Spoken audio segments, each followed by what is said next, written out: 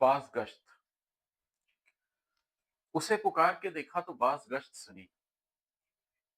उसे पुकार के देखा तो बाज़ गश्त सुनी कि एक शख्स कई बार काँपते दिल से, उदास लहजे में कमज़ोर चीख के हमराह किसी अज़ीज़ को अपने को रोकने के लिए बहुत ही ज़ब्त से आवाज़ दे रहा था और उसे यकीन नहीं था कि कोई सुनता है, सुने भी गर तो पलटने की चाह रखता है।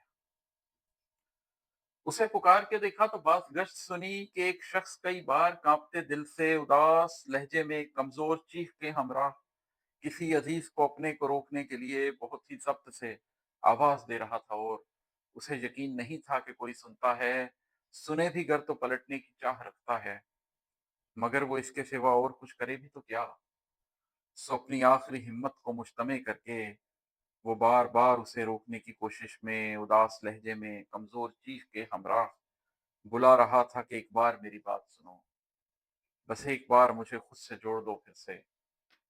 उसे पुकार के देखा तो बाज़ गश्त सुनी। तो क्या ये मैं था? ये कमज़ोर टूटता हुआ शख्स? तो क्या ये मेरी ही आवाज़ थी जो मैंने सुनी? ये बाज़ गश्त ना सुनता तो कब समझ पाता कि मैं सदाएँ नहीं दे रहा था सिर्फ़ उसे, मैं टूट जाने के तकलीफ़ दे मसाइब से गुज़र रहा था मगर खुद को पढ़ ना पाया था। उसे पुकार के देखा तो बाज़ गश्त सुनी।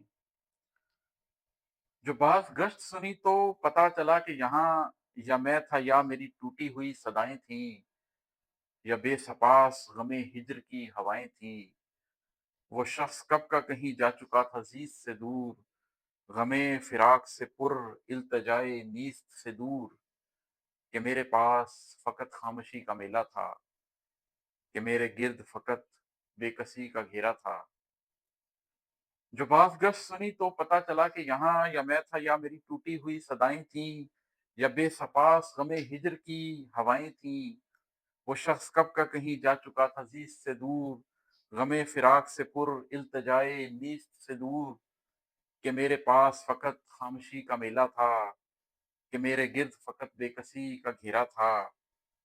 यहाँ पे सिर्फ़ मेरे टूटने का मंज़र था, यहाँ पे सिर्फ़ मेरे डूबने का मंज़र था, यहाँ पे सिर्फ़ सदाएँ थीं और वो मेरी थीं, यहाँ पे सिर्फ़ गमे दिल था और वो मेरा था।